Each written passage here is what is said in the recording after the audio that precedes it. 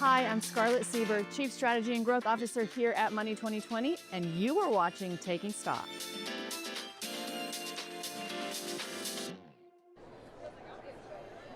Two minutes to go here into the closing bell on this Wednesday, March 4th. The relief rally continues here with a classic risk-on names leading. That includes technology stocks, discretionary, as well as telecom. We do have a few losses, however, for the S&P 500. That includes energy and staples. Welcome to the broadcast. Well, no, you're watching Taking Stock. We are live down here on the iconic trading floor of the New York Stock Exchange, and the crowd goes wild.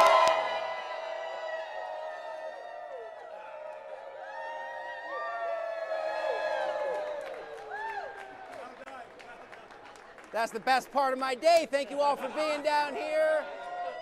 We got the team from Pfizer, ticker symbol PFE, set to do the honors here in just a few moments. And a very happy birthday on this March 4th to the one and only S&P 500, re-indexed into its current market capitalization formula all the way back in 1957. On this trading Wednesday, March 4th, with less than a minute to go here in the closing auction, yields up across the board. Gold and silver both back up. West Texas Intermediate and Brent crude, they are finally taking a breather after several days of high-profile gains, and the crypto majors are all up. We'll get into that and much more and chat with the one and only Jay Woods of Freedom Capital Markets. Jay is on deck.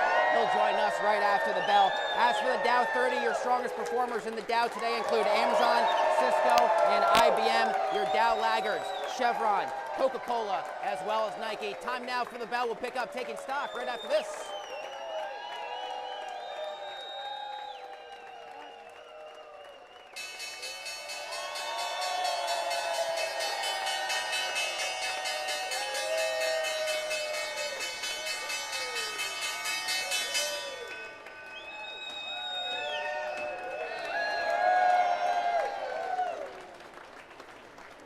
And there you have it, your final tail of the tape on this Wednesday, March 4th. The S&P 500 celebrating its birthday will finish up about 0.8%. The Dow 30 up 0.5%. The NYSE Composite Index up at this hour 0.4. And the small caps, the best of the bunch, the Russell 2000 up a full percent. I got to flex when I say the Russell. I love it. Let's bring in Jay Woods. Jay, you called this yesterday a bend but not break market. You have been watching 6830, that 100-day moving average in the S&P. What have you seen today in these markets? Yeah, we're seeing a resilient market. We're getting headlines that get a lot of people jittery.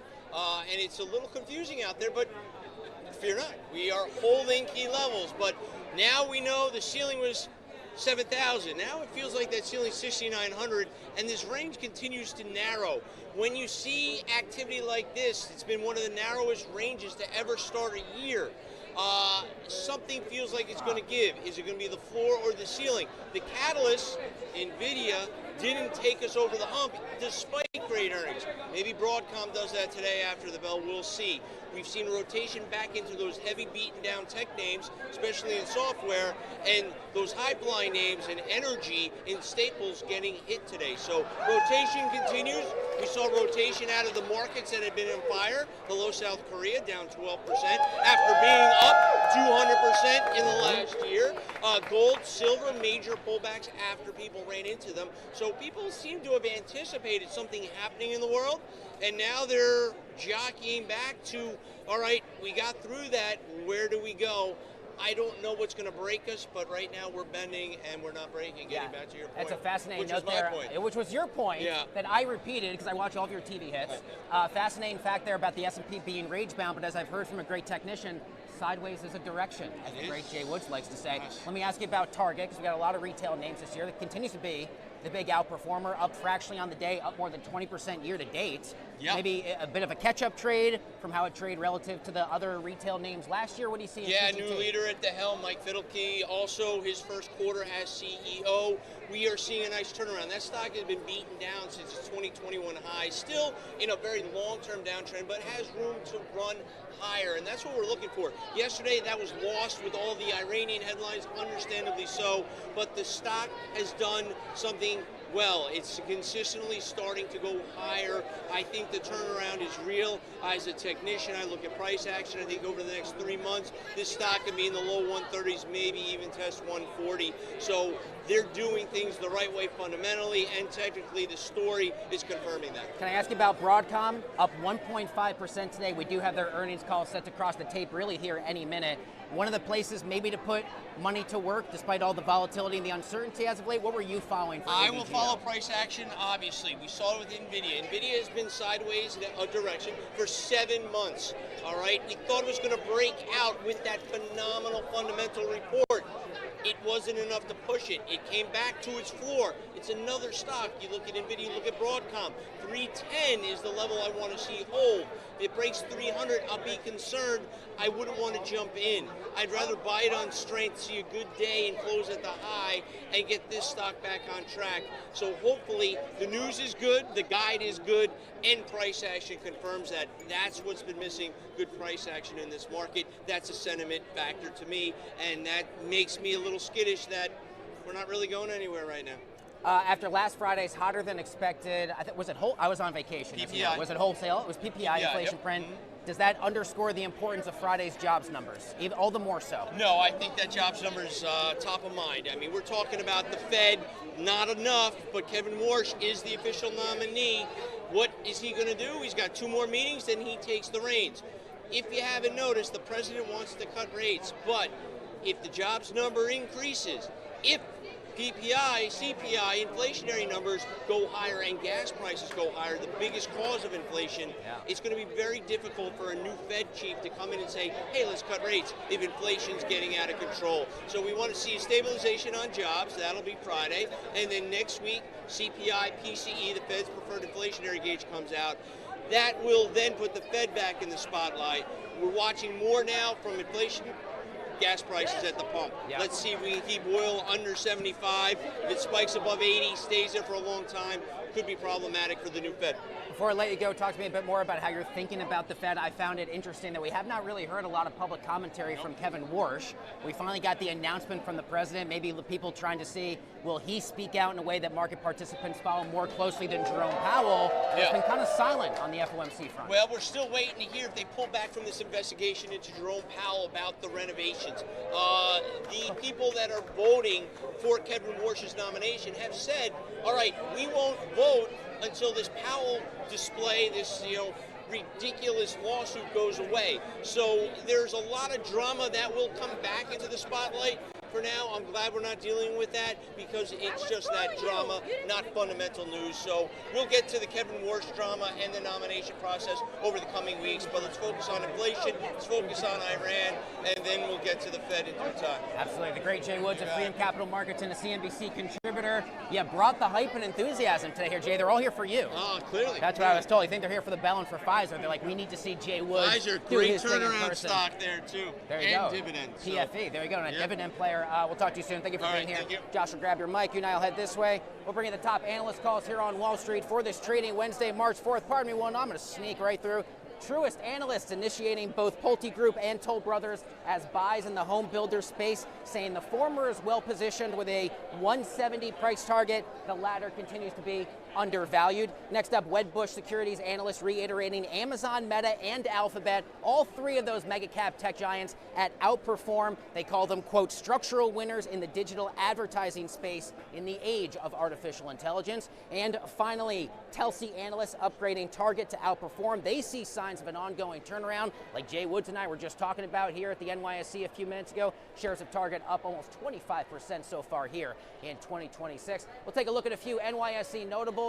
How about private credit giant Blue Owl, much beleaguered here for several months. It is up fractionally on the day. Oppenheimer says the brutal sell-off we've seen for OWL is simply overdone, writing Blue Owl seems to have become a magnet for bad press in recent weeks, a lot of which has been misleading and unfair. Shares of Blue Owl down about 30% so far here in the young year of 2026. And we'll swing around this way, Howie. We'll take a look at shares of General Motors, up 1.7% on the day. Analysts from Bank of America reinstating GM as a buy, saying the auto giant should benefit from lower warranty costs as well as lean inventory levels. The average analyst price target across Wall Street for GM sits sits at $93 a share. That suggests additional upside potential of about 18%. The New York Stock Exchange's very own Kristen Scholler scored a one-on-one interview with two-time Olympic gold medalist Alyssa Liu right here in New York City up at 30 Rock. Take a look. We're here at the rink at Rockefeller Center, and I'm joined by two-time Olympic gold medalist Alyssa Liu. Alyssa, welcome home and congratulations. Thank you so much. It was absolutely stunning to see you compete, and I love your story because you retired a few years ago, but then you decided to come back to figure skating, this time on your terms. How so? I wasn't able to pick my own music before, pick what dresses I wore, pick the programs I had, and this time I get to because I have my own, I have my own ideas and my own opinions about all that stuff, and it's really my art, and I am just here to express it. And just your camaraderie with your peers and your competitors in Milan was beautiful to watch as well, since it's Women's History Month now in March of 2026. Why is that important to you, supporting other women, including your competitors? Yeah, I mean, it's really important because we all are just our own individual athletes, and we all just share the ice together. And I really do think the more we uplift each other, the better we all get. What is next for Alyssa Liu?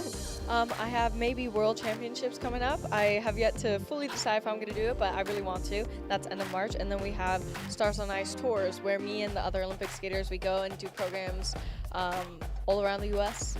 And that's coming up in April. Do you have your music and costume picked out? Yes, I do. Our head of media has a gift for you as well. On behalf of the New York Stock Exchange, we wanted to give you with a challenge coin. And listen, you're more than up for the challenge. You brought gold home to us. We brought the bell to you, but congratulations from all of us. Thank you. Thank you. This is the New York Stock Exchange bell, and we invite winners at the NYSE to ring the bell to mark the open and close of markets each day. We've got a gavel right there. Will you do the honors for us and give it a ring? Going out with a bang, Alyssa.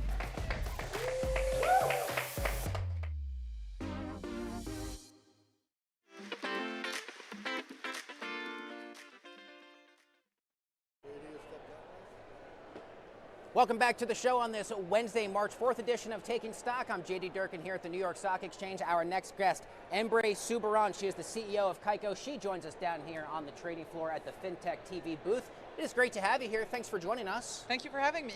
CEO of Kaiko. Kaiko, a digital asset data company. You provide analytics, you provide pricing for the broader cryptocurrency space. Given the liquidations that we've had, everyone thinks back to that infamous now October 10th event. Does that underscore the importance for the transparent type of data that Kaiko specializes in? Yes, absolutely. I think it raised a very important focus on the value of accurate data, timely data, for cryptocurrency as a whole as an industry, but also now as all the institutions are looking at leveraging blockchain as an underlying infrastructure for doing all sorts of capital markets applications. It also puts the focus on what is the data infrastructure as kind of core market infrastructure that we have today on blockchain technologies. So it's both important for crypto, but also as we think about the bigger digital asset tokenization movement we're seeing right now in the industry. What type of data was not part of the equation for would-be investors or institutions that now you feel Kaiko can more uniquely address and provide? So when it comes to crypto markets, data was provided on-chain through oracles. What I think October 10th underpinned is the importance of timeliness and accuracy. And I don't necessarily believe that all data needs to be decentralized in order to be, provided on-chain. And I think that is a part that the crypto industry is waking up to. Now, when it comes to data that is brought on-chain for non-crypto use cases, what we're seeing is the necessity to have kind of IP-protected real-time market data streams enabling 24/7 traditional financial applications on the blockchain. We've announced actually a pretty meaningful partnership last week with Bloomberg, where we are bringing traditional IP-protected market data onto smart contract environments for applications such as repo and all sorts of like non-crypto applications leveraging smart contract technology. And I think that is extremely powerful. I want to ask you about stablecoins because they now make up the vast majority of all tokenized assets. Does that show the market is shifting from speculation to more active real-world use? How are you viewing the general stablecoin tokenization kind of Venn diagram and overlap? Yeah, so yes, I think it does show a focus on utility and real applications, right? And stablecoins are used for payments, they're used for settlements, they're used for cross-border transfer, they're used also to just serve as yield-bearing assets. And so what we are seeing with the growth of stablecoin beyond just pure utility is like real-life industrial applications, right? This is not speculative, this is a payment application. So stablecoins for me is a proof that we are graduating from pure crypto use cases, which is wonderful. I mean, crypto is an incredible environment to test all sorts of financial applications using blockchains. Stablecoins is now proving the utility of that and scale that this can reach. I think we're seeing something like 300 billion worth of stablecoins are now kind of on blockchains, and this is clearly driving a lot of the institutional focus and interest for the technology. I want to get your take on perpetual futures. We do so many interviews here on the show where the idea of perps trading comes up. It's now driving so much of the general trading and price activity for the major crypto players, especially for Bitcoin. What does that evolution tell you? And what realities of perpetual trading do you think people should pay a little bit more attention to? Yep. So yes, you're absolutely right. I think just for Bitcoin, perps is somewhat around 68% of the global traded daily volume for Bitcoin. It is huge. Wow. What we like about perps and what institutions like is it's very capital efficient. It's relatively straightforward in terms of like the operational way of what that works. What I love about this is the emergence of non-crypto perps. And the reason I love it is that we are taking a very efficient crypto native instrument, perps, and putting that on, or applying that instrument for traditional financial assets. So we've seen now equity perps being launched, we are seeing commodity perps, we're seeing all sorts of markets. Kaiko is powering on-chain, non-crypto perpetual markets on Hyperliquid. All of these evolutions are really at the intersection of traditional asset classes, but crypto infrastructure. And I think it's fascinating to see how quickly institutions are looking into this now. I mean, NYSE announced their own crypto perpetual swaps. We work with SIBO on continuous futures. Like, this is happening at scale at an institutional level. Anne-Marie Soubiran is the CEO of Geico. Please come back onto the broadcast anytime. It was great to have you down here on the trading floor. Thank you very much. Don't go anywhere. Much more Taking Stock coming up from the big board after this.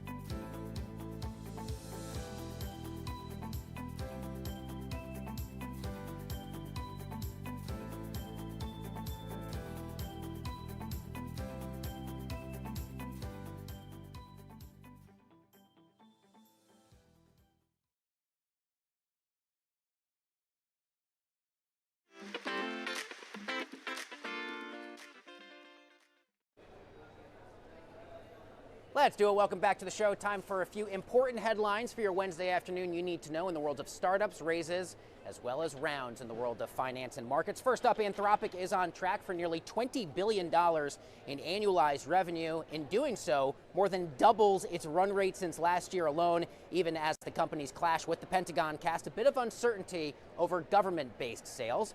Also happening at this hour, the Wall Street Journal reporting Thrive Capital and Andreessen Horowitz are co-leading a multi-billion-dollar investment in defense tech startup Anduril, doubling its valuation to $60 billion as venture money floods into AI-powered autonomous weapons, certainly top of mind for many these days. And finally, Akash Systems launching new diamond-cooled AI servers. You heard me right, diamond-cooled. They run hotter, faster, more efficiently than traditional machines, cutting cooling costs, boosting performance, and potentially adding up to $1 million in extra value per server over the course of 4 years.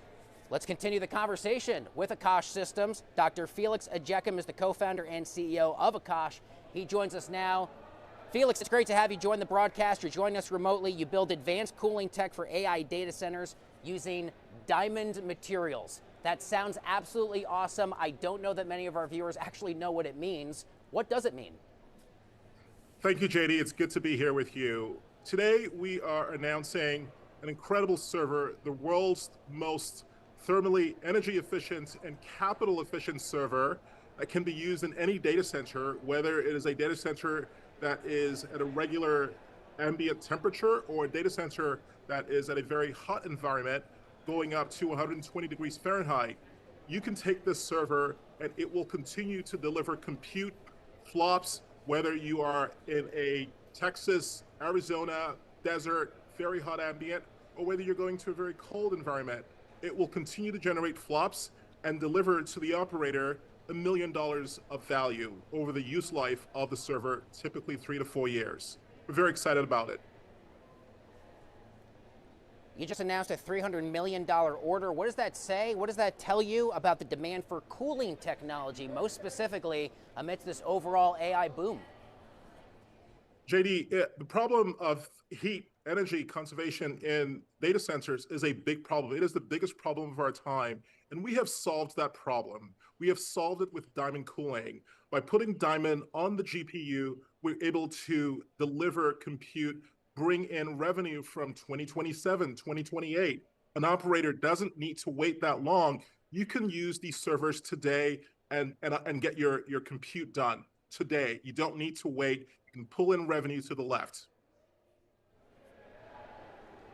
Felix, can you talk to me about the way that this may change the actual locations of where data centers can be built? You name-checked a few of those hotter locations earlier. Talk to me about potential scale. I mean, it sounds like you are now having the ability to scale to and explore regions of the U.S. and maybe around the world that previously really weren't up for discussion. Exactly right. That's exactly right. So you don't need to be very sensitive to location anymore. You can go to your existing room, existing building, warehouse, wherever you want to have compute and deploy a server. This very server right here, you don't need infrastructure that is otherwise unavailable to you today. You can deploy these servers in your facility today, pull in revenue to the left and use it to generate compute, whether it's flops or tokens. As AI demand explodes, energy use is a huge issue. How big can you see this getting, especially the unique process of cooling that you and the team at Akash have pioneered?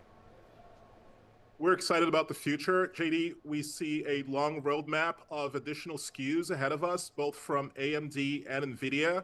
There are multiple servers, GPUs that are coming out down the pike, and we intend to deploy diamond cooling with all of them to make this available to the entire market. The problem is quite significant. The problem is quite large, and it's present, and we're excited that this technology is now available to the market today to deliver to AI. Yeah, I got less than 30 seconds left. Any other big catalysts or things on the horizon you think people should pay more attention to in the general space where Akash is an industry leader? Absolutely. We've got a bevy of additional servers coming out down the pike, both from NVIDIA and AMD, additional generations of GPUs that we will deploy our technology in. And this bodes very well for the way the market is developing. As you know, both companies, AMD and NVIDIA, are releasing a very large number of GPUs every month. And so we're quite positioned well to deploy our technology with these additional SKUs. Dr. Felix Ekjekum, co-founder, CEO of Akash Systems, thank you for being here to make the case. You're always welcome back on Taking Stock. Rest of you watching at home, don't go anywhere. Much more broadcast from the NYSE coming up after this.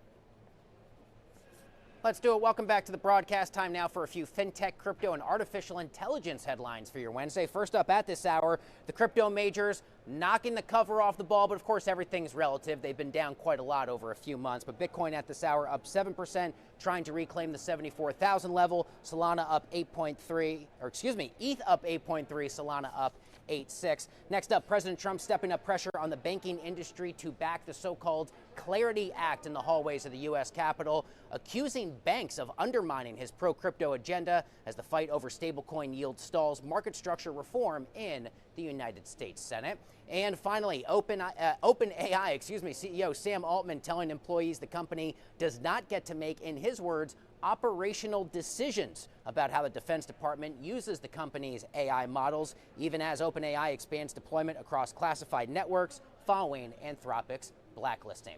Today, March 4th, is a very special day in the history of the U.S. financial markets. Money 2020's Scarlett Sieber explains why.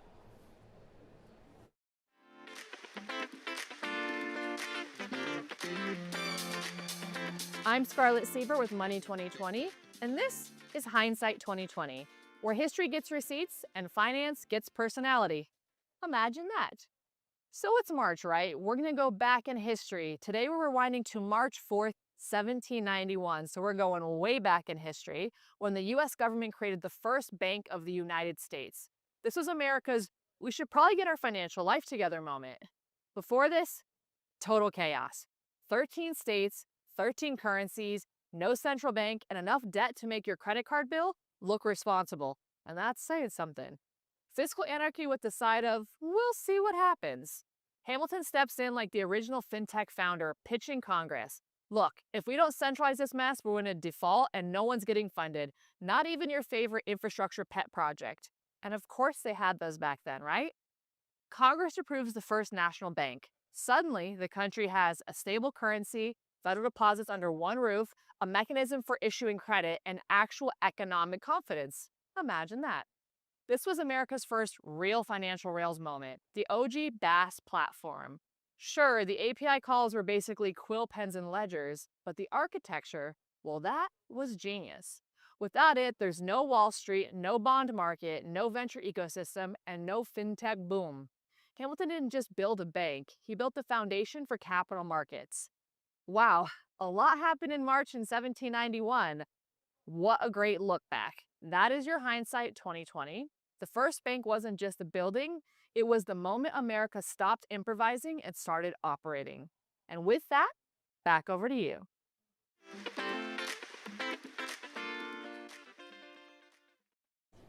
For what? Welcome back to the show. Tomorrow on Wall Street, we will get the latest figures for initial and continuing jobless claims. And in the morning, quarterly results from JD.com, not my personal website, Burlington and Kroger. After the close, Marvell, Costco, GoPro. That's it for today's edition of Taking Stock. Have a good one. We'll see you tomorrow.